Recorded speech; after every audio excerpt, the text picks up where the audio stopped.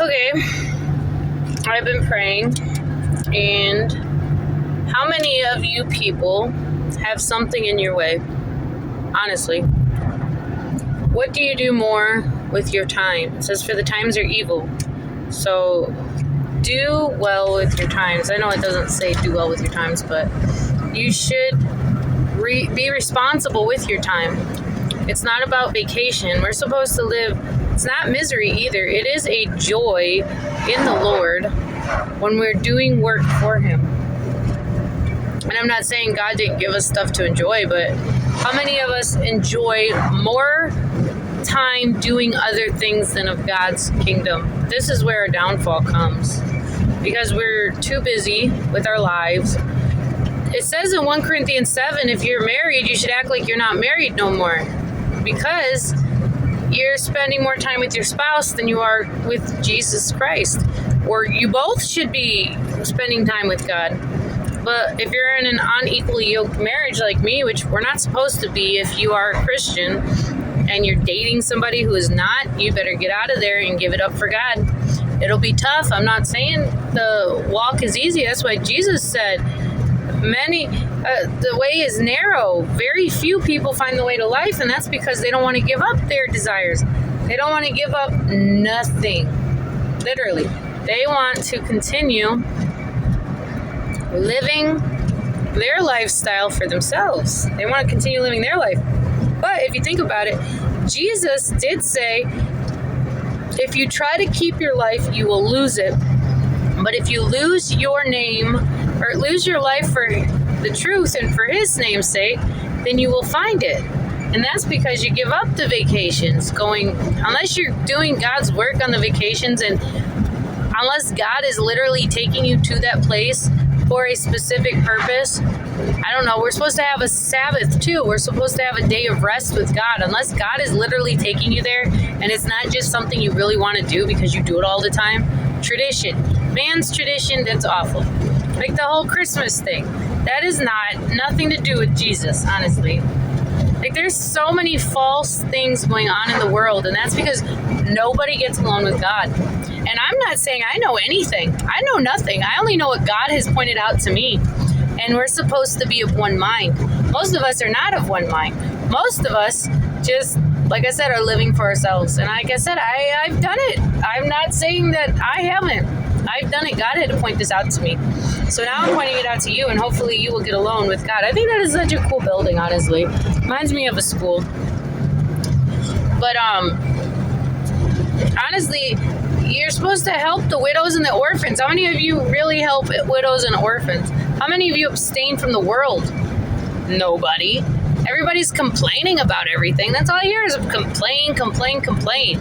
But don't you realize you gave up your freedoms when you became of Christ? You gave up your freedoms. You gave up your rights. Because you're either a slave to wickedness or you're a slave to righteousness. That is what God Himself said. And so, your choice. Like, do you want to be a slave to wickedness and just frolic in this world and go and live eternally into a broken place, knowing you don't know the last day of your last breath that you have to give back to God? Do you really want to do that? And Paul said, if we live and die, if we die tomorrow, let's eat and drink. I mean, why not? But why not be safe than sorry? Why not trust Jesus? You may be so comfortable, but God takes us out of our comfort zone. Honestly. Why do you think I don't show my face in these videos? One, I don't want nobody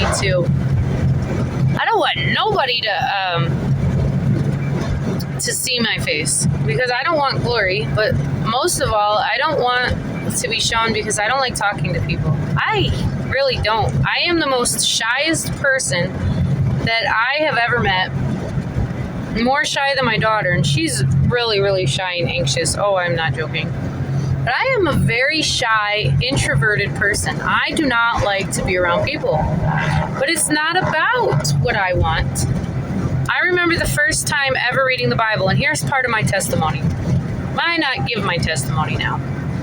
Well, the first time I read the Bible was multiple different reasons, but I noticed that Jesus said that we must go into all nations and tell the world that he's coming and make disciples, and we got to tell people. And I said, Lord, I can't do this.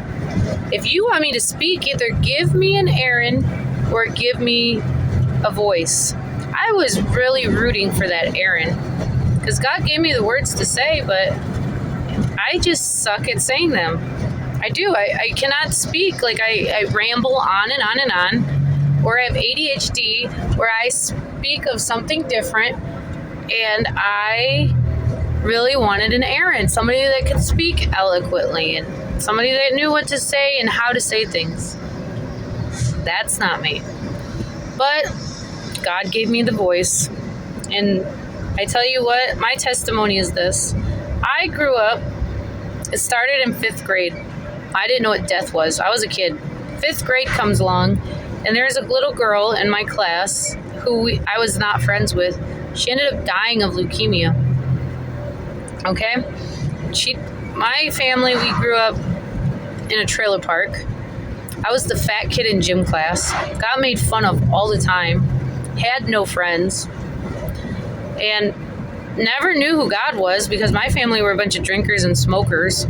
My grandma, who ended up, before she died, ended up being my Jonathan. Read about David and Jonathan, and you'll understand what I'm talking about. But my grandma did not teach us anything about God. My grandma, I love her to pieces. I loved her to pieces. And she was going to break our effing necks every day. My dad was an alcoholic. My mom slept with men whenever we went to her house, right in front of us. We were introduced to drinking and smoking in adult time, and I'm putting my fingers up, adult time. And that is how I grew up. Not loved. I was the middle child out of my older sister and my younger sister. My younger sister would sit under my mom's bed watching my mom have sex with these men who are married, by the way. That is how I grew up. I didn't grow up in no church, didn't know who God was. But in 5th grade, there was a little girl who died of leukemia. And like I said, I thought people lived forever. I really, truly had no common sense until I came to the Lord at 25 years old. I'm 36 now. But I just remember sitting outside my window crying. And I was not friends with this little girl. The whole entire class, we went to Smith Road Elementary in Temperance, Michigan. And the whole class got a phone call. And like I said, I was not friends with this girl. And I went out and looked out my window that very night, and I cried my eyes out because I still didn't comprehend death. But I know she had a lot of friends, and I knew she wasn't coming back.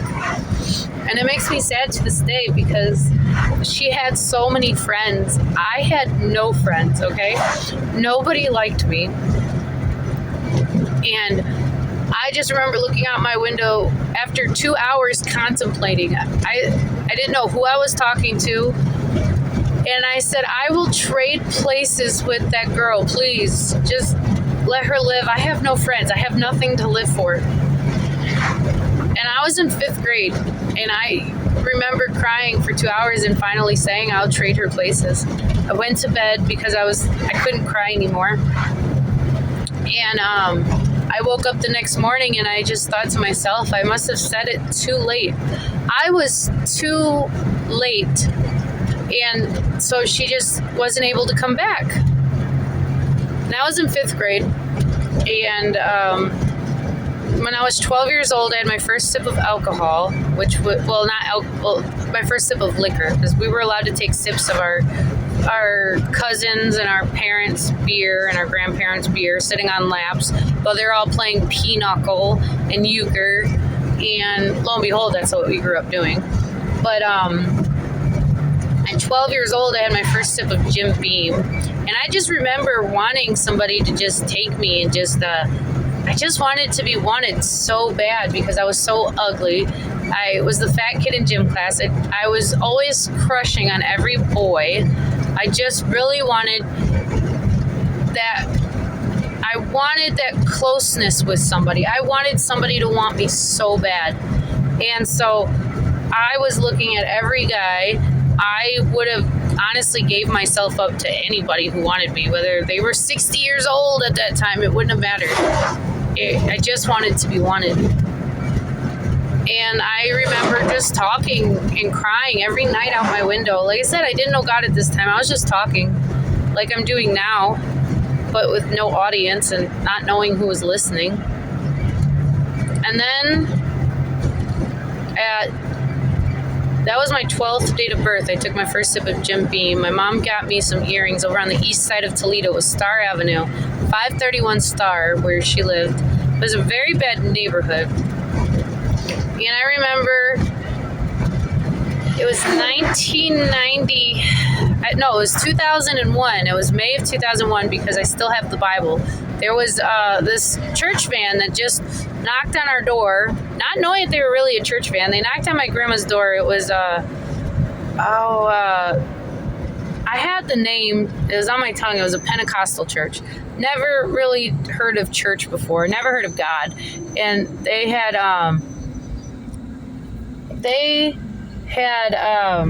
knocked on my grandma's door and asked if they could take me and my sisters to church. Well, my grandma said yes. Didn't know who these people were, and it just amazes me. And I'm glad that she did it. But we honestly went for boys. I couldn't tell you, but I remember I supposedly gave myself over to the Lord, because they said, who wants Jesus? But I don't remember much of it. And I remember they had a pool. It was a blue plastic play pool, and getting dunked. And then everybody put their hands on me, and then they all started speaking in a weird language.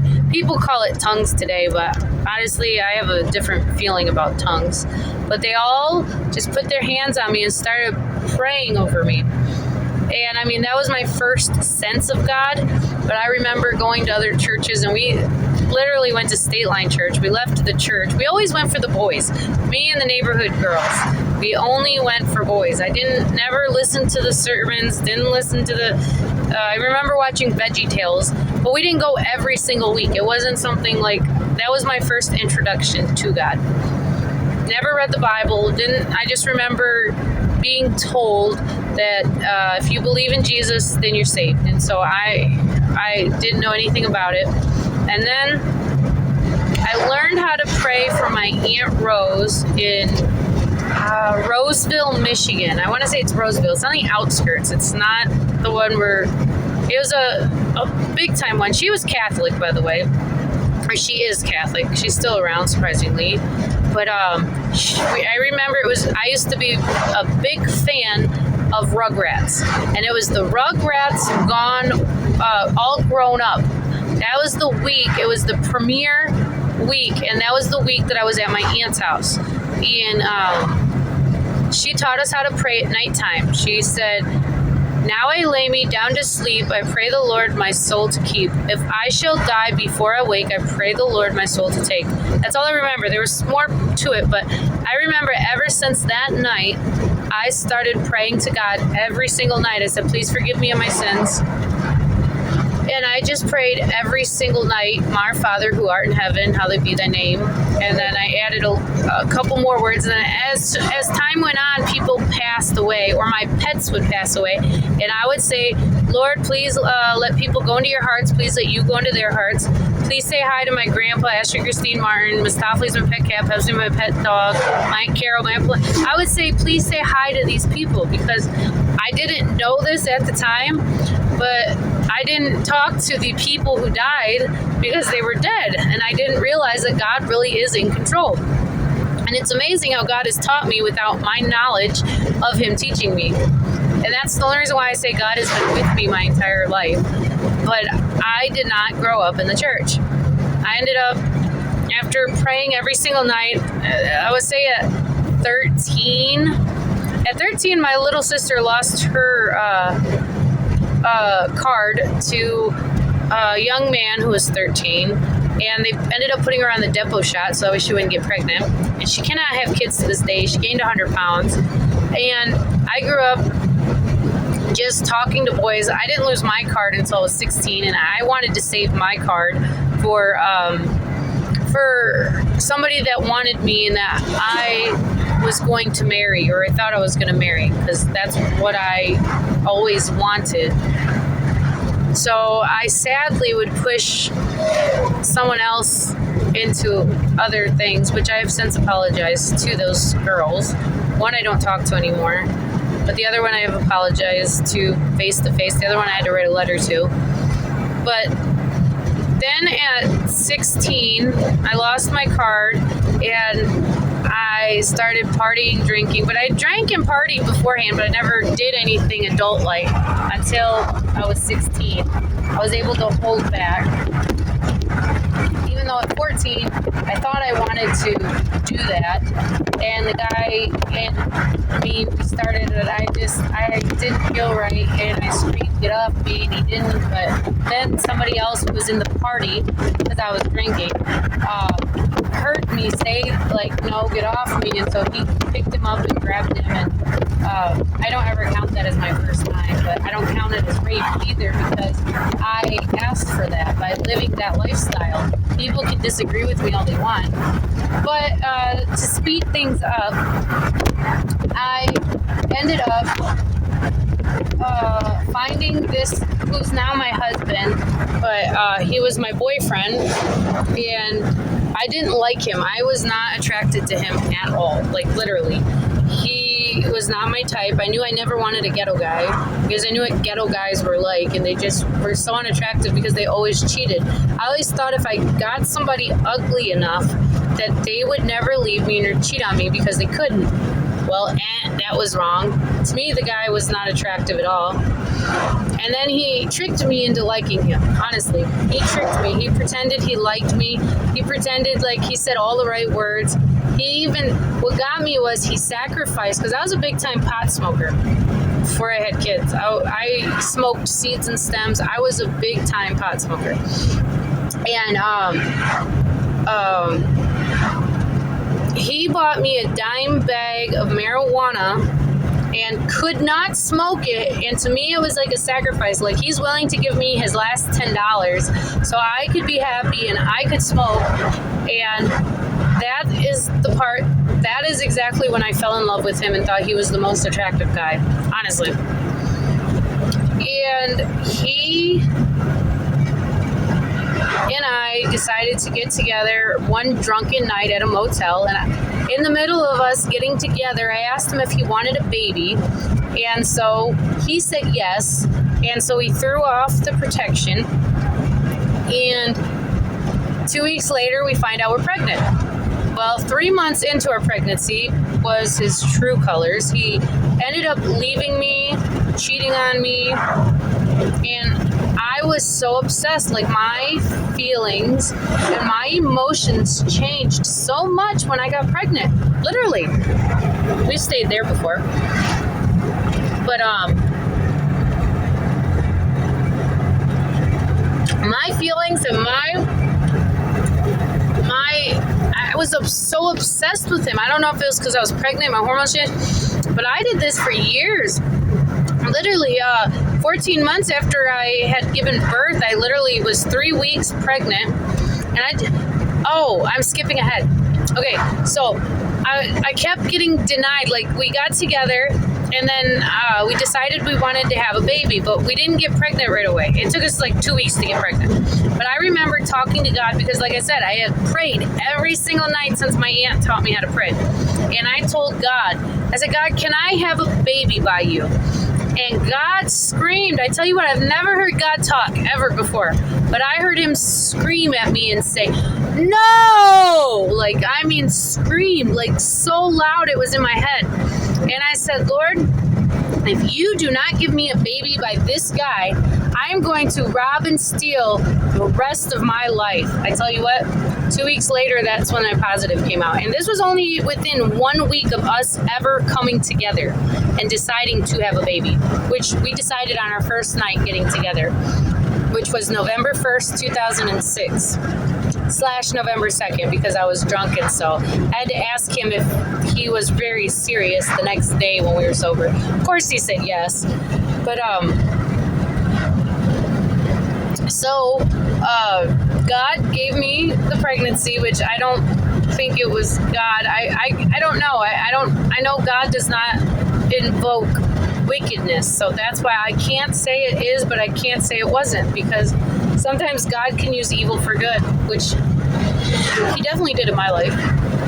But that's old Bessie. That's Davis Bessie. It was down for some time. It had a leak, and they shut it off for a long time, and then it came back up a couple years when I was younger. Anyway, okay, so I get pregnant, and 3 weeks after I turn 18 is when I give birth to my first child. Literally. 3 weeks after I turn 18. I'm 17. I don't know better. Like I said, I told you how I was just a fat kid in gym class, and there's way more to that. So many horror stories I can give you.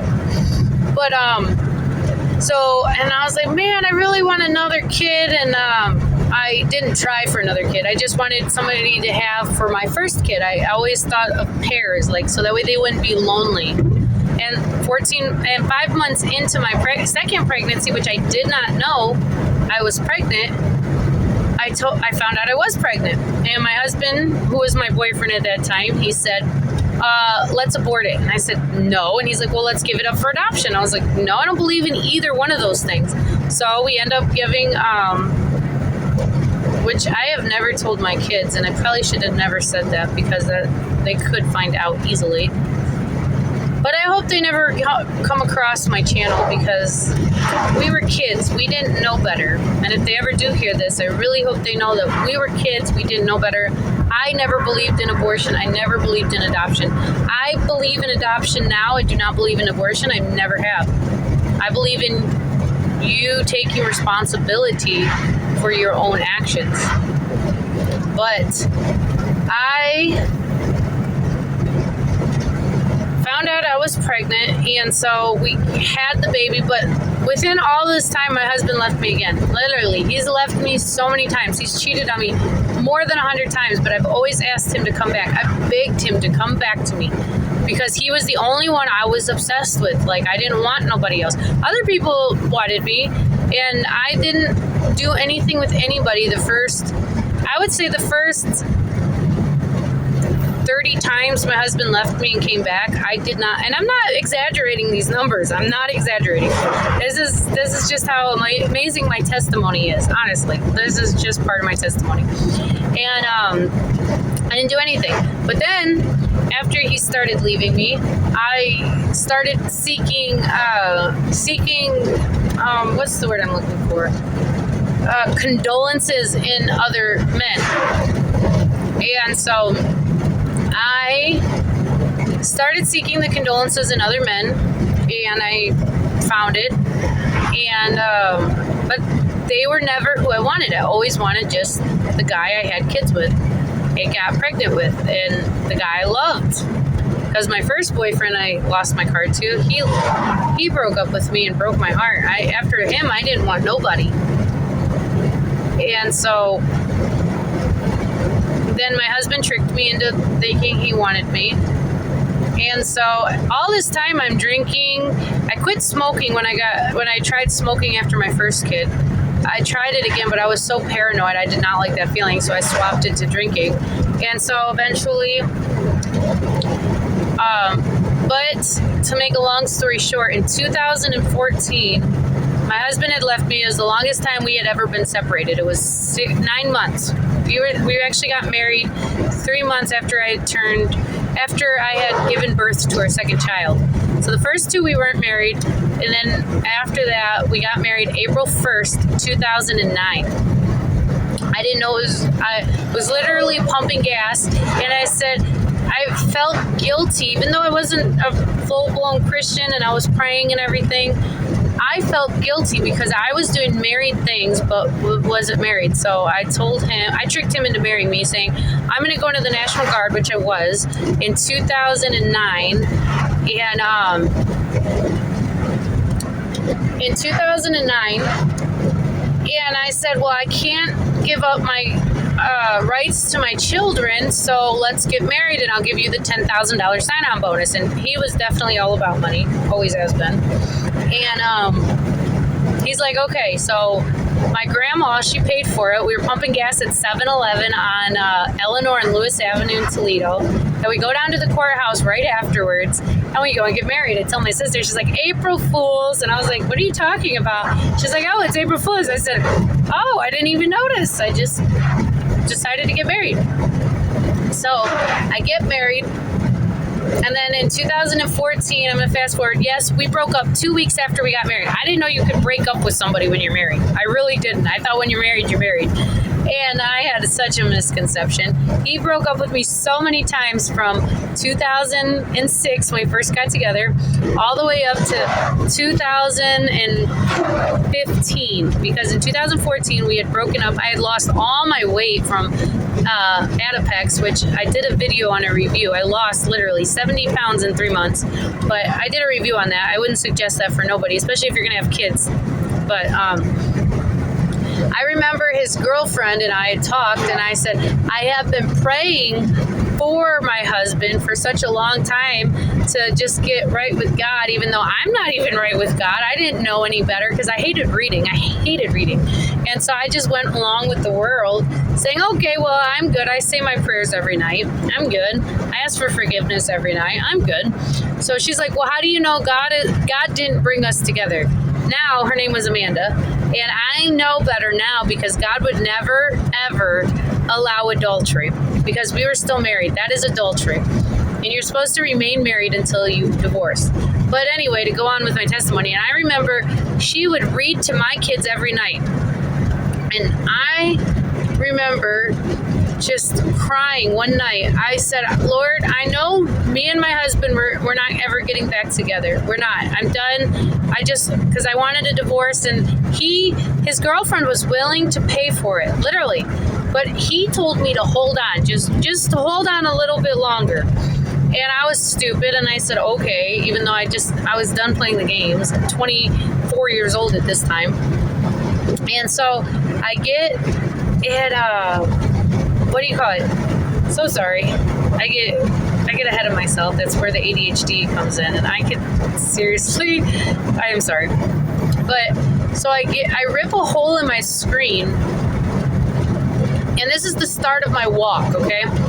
This is where my true testimony comes in, 27 minutes into my story. I had to give background though. So I rip open my screen, and I just go sit on my roof. My kids are like 4 and 5 years old. And before this, actually, no, there's something before.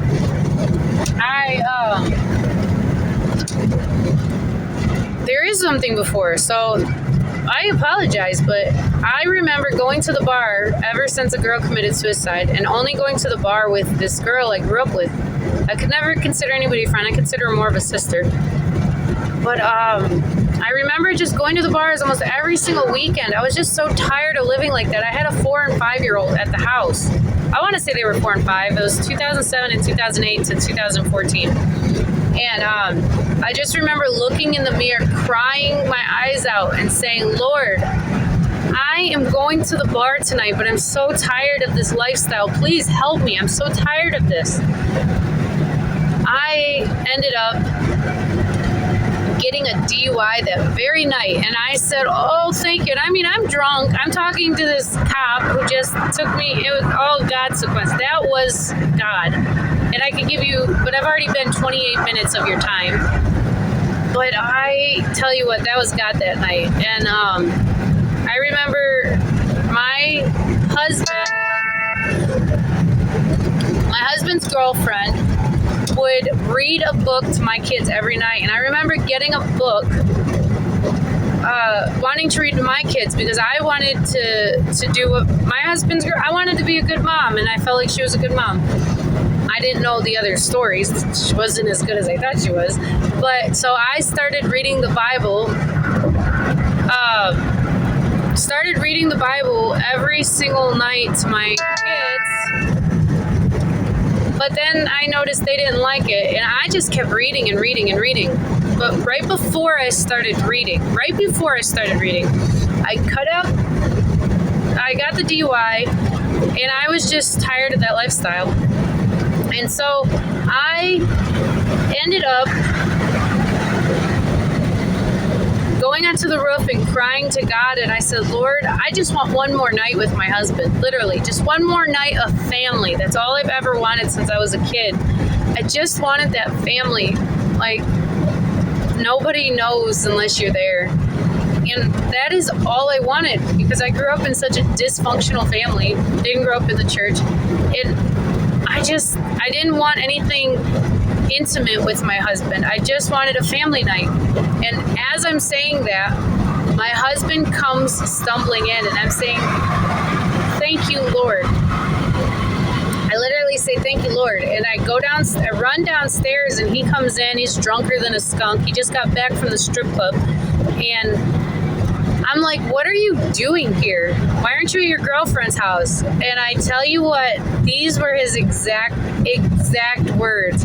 He was drunk, and he's like, I do not know what I'm doing here. And we ended up laying down with our kids next to each other. Not next to each other, but our kids were in between us. And I remember going on Facebook, and I said, if somebody really loves you, why are they in bed with somebody else? And I knew his girlfriend would be watching. And that, honestly, I should have never wrote that. Otherwise, I would have never been with my husband to this day. But something, a part of me, inside of me, really still wanted it to work out, even though I was honestly over it. But then I started reading the Bible, and I didn't even mess with my kids for 3 months. I stopped my entire life. I read the Bible in 3 months, and I noticed every single person is doing it wrong. Everybody. I read the Bible alone with God. I did not go to church. I read the Bible alone, and I would ask God questions, and he answered me through his spirit and his word, literally. He's the one who connected the dots. And that is where I got started in my walk with the Lord, Father God. Started kind of in 5th grade, but it ended with me reading the Bible and learning his truth and his ways. And I don't know anything to this day. I can't say I know anything. Only God. God brings to mind Bible verses. God brings to mind about what I should and shouldn't be doing. But this is my testimony, and it's all over the place. And if you want me to redo it, I will gladly redo it. And I'm not saying I've been perfect. I have had there's so much more stories. I have slipped. I have fallen. But God has gotten me back up. I can't say I didn't cheat on my husband. He's cheated on me more than 100 times, and I cheated on him 5 or 6 times, maybe 7. But I will never do it ever again. Ever. And I am not saying that I'm proud of that. And 2 wrongs do not make a right. If somebody is not a Christian in your life, you cannot expect them to be a Christian. And God has had to teach me that. So this is my testimony, the beginning of it. It is not the end, but that's how I got started. And it is very long, 33 minutes. So if you made it, congratulations. And I have way more I can tell you, because the walk is so much more than just what I've told you. And there's been a lot of heartbreak, but honestly, pain comes at night and joy comes in the morning. I am not even joking you. And now I find myself saying, Lord, I'm so sorry, I'm crying. Please forgive me, because I know none of this stuff matters. I'm not going to remember this life when it comes. I'm not going to remember what sorrow was. And so it's pointless to sit back and cry. Honestly, we can do nothing. But like I said, I apologize for rambling so much. That's just who I am with my ADHD. And if you want me to re-say my testification, which I don't even know is a word, I will gladly do so, because I did horribly. But that is just a glimpse into my lifestyle. And no, I didn't grow up in a church. I don't know church lingo to this day, and I have a bachelor's degree in ministry. Women cannot be a head over a man, no matter what. I am very old-fashioned, and that is why I hate cell phones and technology. I prefer the old ways rather than the news. But I have way more to say that God God showed me, and I would like him to show you too. But you need that alone time with him. Those 3 months that I had alone with God, where I didn't even take care of my kids, was the most amazing time of my life. Reading his word. I read the NLT. That was the very first book I ever read that changed my life. It's not just KJV. But I hope you guys have a very blessed and God-fearing day. And really walk the walk. Don't just talk the walk. Walk it. Bye.